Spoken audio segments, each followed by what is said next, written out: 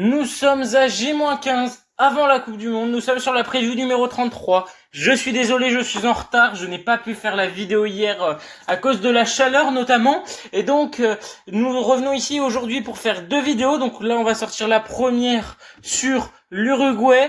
Et donc, on va commencer tout de suite. Et donc, on commence tranquillement avec ce maillot extérieur que je trouve personnellement immonde, qui n'a rien à voir avec le pays, qui est vraiment moche. Pour moi, un 6 sur 10, voire même en dessous. C'est vraiment très mauvais, hein. C'est pas, ça colle pas à l'identité, quoi.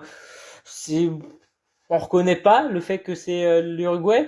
Alors là, je préfère beaucoup ce maillot de domicile, ce maillot qui vraiment rappelle, qui est fidèle à l'identité de la Céleste. Et là, tout de suite, c'est quand même un peu mieux, hein, quand on regarde. C'est tout simplement basique mais élégant.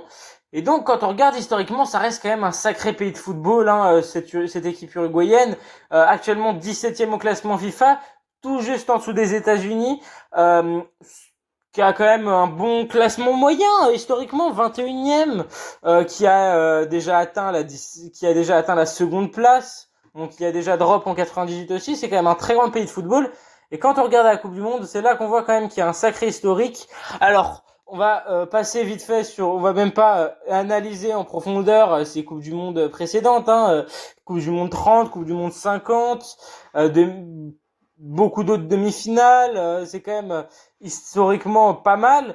Mais là, c'est pas sur ça qu'on va s'arrêter, hein, puisque je préfère que l'on s'arrête sur les Coupes du Monde récentes, les Coupes du Monde de l'ère moderne plutôt, cette ère moderne où ils ont d'abord été donc ère moderne, par ça j'entends au-delà des années 2000, et donc on commence avec celle de 2002 où ils tombent dans le groupe A. Alors groupe A on verra que c'est quand même un pattern plutôt récurrent chez eux, hein, ce groupe A notamment avec ce groupe A avec le Danemark, le Sénégal et la France, très gros groupe où ils finiront troisième, malheureusement 3 points derrière le Sénégal, malheureusement impossible de se qualifier pour eux.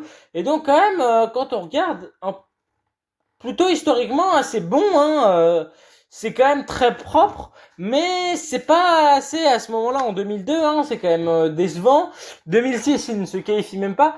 Et c'est là qu'on arrive en 2010, et 2010, alors, on s'en rappelle tous de cette Coupe du Monde 2010, où ils arriveront en demi-finale. Alors, ils commencent par, encore une fois, ce groupe A, dont on se rappelle, notamment avec ce match contre la France qui finit en 0-0, puis cette victoire 3-0 contre l'Afrique du Sud, puis cette victoire 1-0 contre le Mexique. Là, c'est avec deux jeunes joueurs que je ne connais pas trop, Luis Suarez et Edinson Cavani, avec accompagné quand même du très grand qui sera sa Coupe du Monde, Diego Forlán évidemment. Et donc grâce à ça, ils arriveront à se hisser premier du groupe et arriver en huitième de finale avec un tirage plutôt clément, où ils ont hérité de la Corée du Sud, contre qui ils s'imposent grâce à un doublé de Luis Suarez normalement, avant d'arriver sur ce quart de finale, iconique pour les bonnes comme les mauvaises raisons, avec donc cette main, ce sauvetage de Luis Suarez sur la ligne, avec derrière Samoa Gyan qui tape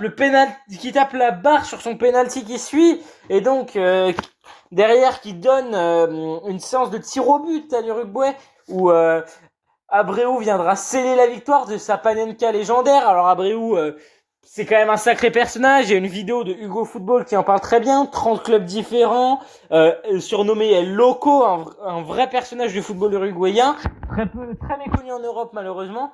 Mais vraiment, c'était un match iconique, pas pour les bonnes raisons, avant de se faire derrière battre par les Pays-Bas, malheureusement, évidemment en demi-finale, hein. Ça devait s'arrêter là, et de se faire rebattre 3-2 contre l'Allemagne malheureusement. Et donc c'est une quatrième place quand même plutôt honorable pour cette équipe d'Uruguay, qui revient encore en Coupe du Monde en 2014, donc en ayant convaincu à la Coupe du Monde précédente, en ayant été en demi-finale, de façon controversée, mais en ayant été en demi-finale, en ayant fini quatrième. Et donc cette fois il ne tombe pas dans un groupe A, il tombe dans ce groupe il tombe dans ce groupe C, avec la Colombie. Non, pardon. Il tombe, pardon. Je me suis trompé de drapeau. Dans ce groupe D, ce groupe de la mort, Si vous en rappelez, on attendait l'inverse du classement justement. On s'attendait à voir l'Angleterre première, l'Italie deuxième, l'Uruguay troisième et le Costa Rica dernier. Alors il y a certes cette défaite contre le Costa Rica de Joel Campbell notamment, malgré ce but de Cavani pour ouvrir le score. Mais derrière, il y a cette victoire 2-1 avec ce doublé de Suarez contre l'Angleterre, avant d'avoir encore une fois cette victoire contre l'Italie sur évidemment ce but de la légende de l'Atlético, Diego Godin, ce qui leur permet de se qualifier en huitième de finale où ils retrouveront la Colombie et où ils se feront tuer par un doublé de James, malheureusement à cause d'un certain événement qui s'est passé avec dans ce match Italie-Uruguay avec notamment Chiellini et Suarez, une sombre histoire de vampire. Et donc malheureusement cette chose empêchera l'Uruguay d'aller plus loin dans cette Coupe du Monde, cette sombre histoire de vampire. Uruguay quand même sacrée équipe de forte tête, Abreu donc à l'époque. Il y a eu également Cavani, il y a eu Suarez, c'est quand même des vraies personnalités. Hein. Récemment il y a Valverde. SO depuis son lit d'hôpital, je pense, toujours dans son lit d'hôpital, il me semble, avec sa commotion cérébrale, quand même une personnalité à part, quand on regarde. Et donc on revient à celle de 2018, encore une fois il tombe dans le groupe A, le groupe de l'équipe qui accueille, ce groupe avec la Russie, l'Égypte et l'Arabie Saoudite, un groupe très très simple, et donc ça leur permet d'abord de s'imposer sur ce but de José María Jiménez contre l'Égypte, avant de s'imposer 1-0 sur ce but de Suarez contre l'Arabie Saoudite, puis de s'imposer 3-0 contre la Russie, but de Suarez, but de Cavani, but de Cherichev contre son camp, et d'atteindre les huitièmes de finale où ils affronteront le Portugal, qu'ils élimineront grâce à un doublé de Edinson Cavani, avant d'arriver dans ce quart de finale qu'on connaît tous, avec ce but de Varane sur coup franc de Griezmann, puis ce coup franc de Griezmann, cette frappe de loin de Griezmann, qui sera totalement foiré par Fernando Muslera, et donc forcément ça montre que c'est quand même une équipe qui est faible sur coup de pied arrêté à cette époque-là. C'est une équipe en fin de cycle avec un début de fin de carrière pour notamment Luis Suarez et pour Edinson Cavani. Et donc c'est pour ça qu'en 2022 évidemment ils arrivent vraiment dans un entre-deux, sans avoir de nouveaux joueurs confirmés et sans non plus avoir d'anciens joueurs pour les porter. Et donc, ils arrivent dans ce groupe très relevé avec le Ghana, la Corée et le Portugal. Et malheureusement, il y a ce match nul d'abord contre la Corée, puis c'est cette défaite de 0 contre le Portugal de Bruno Fernandes qui met un doublé. Et derrière, cette victoire 2-0 seulement contre le Ghana, ce qui les empêchera de se qualifier au nombre de buts inscrits, malheureusement au profit de la Corée du Sud. Et donc quand on regarde historiquement la Coupe du Monde, il y a quand même un déclin. Et donc quand on voit l'effectif, ça n'a plus rien à voir avec l'effectif de l'époque. Ça, on le verra tout à l'heure. Et quand on voit les résultats récents, ça n'a plus rien à voir avec l'équipe de l'époque également. Il y a cette défaite en qualification contre l'Argentine, cette défaite contre le Paraguay, ce nul contre le Chili, ce nul contre la Bolivie, défaite courte victoire contre le Venezuela et le Pérou, plutôt en dents de scie. Il y a cette victoire seulement 2-1 contre l'Ouzbékistan, cette victoire contre l'Arabie seulement 1-0, cette défaite 5-1 contre les États-Unis, c'est vraiment très peu convaincant. Avec ces deux matchs récents, ce nul contre l'Angleterre et ce nul contre l'Algérie, toujours pas convaincant. Et donc quand on regarde, on se demande c'est quoi leur style de jeu, et ben c'est pas un style de jeu, c'est des catcheurs. Quand on regarde les joueurs, Araujo, Valverde, c'est pas des joueurs, c'est des catcheurs, faut jamais l'oublier ça.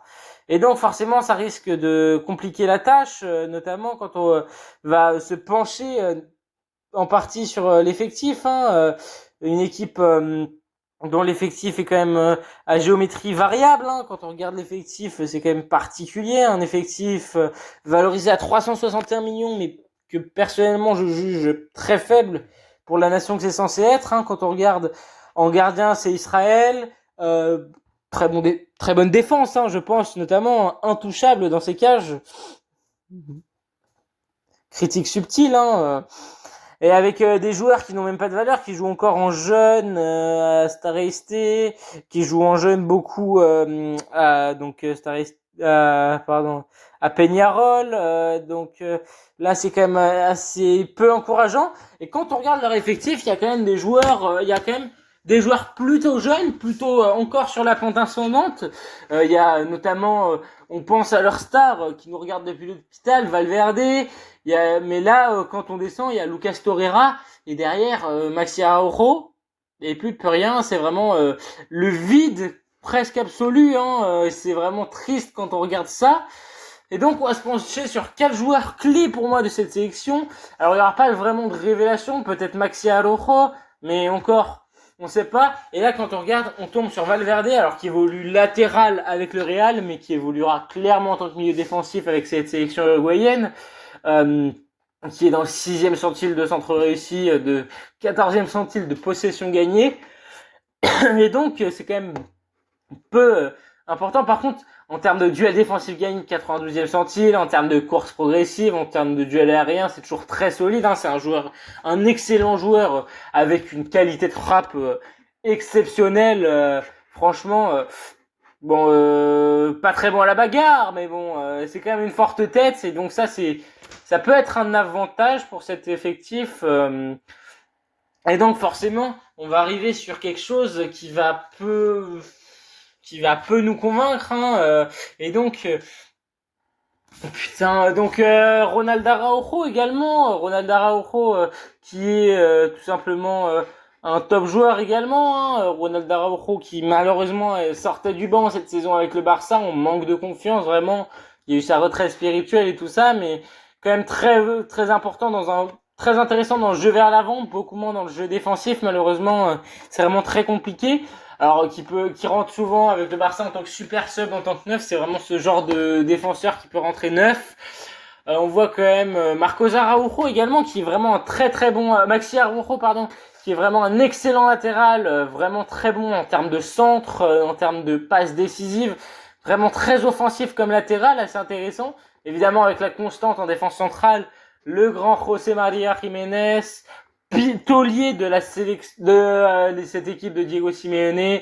Voilà, on va pas s'éterniser sur ça non plus. Et donc quand on y pense, on regarde, c'est quand même selon Opta, c'est quand même plutôt dur à juger dans leur groupe. Alors encore une fois dans un groupe c'est plutôt simple à juger. Ils seront très probablement deuxième. Quand on regarde dans ce groupe avec l'Espagne, ce groupe H avec le Cap-Vert, l'Arabie Saoudite et l'Espagne, avec une probabilité de qualification de 38,59, 4,83 expected points.